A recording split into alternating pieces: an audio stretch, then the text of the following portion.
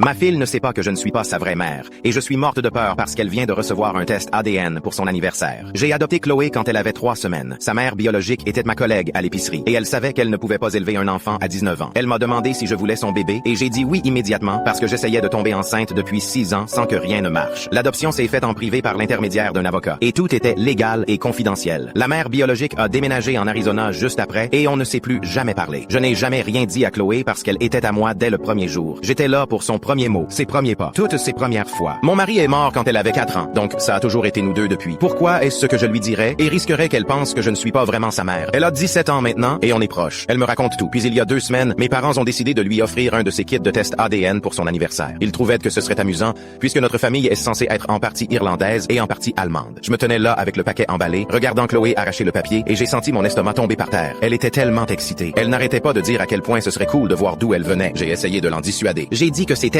n'étaient pas fiables et qu'ils vendaient tes informations aux compagnies d'assurance. Elle a juste ri et dit que j'étais parano. Elle a craché dans le tube le soir même et l'a envoyé le lendemain matin avant l'école. Le kit disait que les résultats prenaient 2 à 4 semaines. C'était il y a 13 jours. J'ai à peine dormi depuis. Chaque fois que mon téléphone vibre, je pense que ça va être elle qui me demande pourquoi notre ADN ne correspond pas. Chaque fois qu'elle regarde son téléphone, je me demande si l'email est arrivé. J'ai commencé à vérifier le courrier avant qu'elle ne rentre de l'école au cas où ils enverraient une copie papier. Hier, elle a mentionné le test au dîner. Elle a dit qu'elle vérifiait de l'application tous les jours et que les résultats devraient être prêts bientôt. Peut-être d'ici ce week-end, elle veut qu'on les regarde ensemble. Elle pense que ce sera un moment sympa de complicité où on verra nos origines communes. J'ai juste hoché la tête et dit que ça avait l'air bien. La nuit dernière, je n'ai pas pu dormir du tout. Alors je me suis levé à 2 heures du matin et je me suis assise à la table de la cuisine. Je n'arrêtais pas de penser, peut-être que je devrais juste lui dire avant que les résultats n'arrivent. Mais comment est-ce que je commence cette conversation? Salut chérie, je sais que tu vas le découvrir de toute façon, mais surprise, tu es adoptée. Ce matin, elle est descendue pour le petit déjeuner et a pris son téléphone comme d'habitude. Elle a ouvert l'application ADN en mangeant ses céréales. Je la regardais faire défiler l'écran. Ma tasse de café tremblait dans ma main. Puis elle a levé les yeux vers moi et a souri. Elle a dit que les résultats étaient en cours de traitement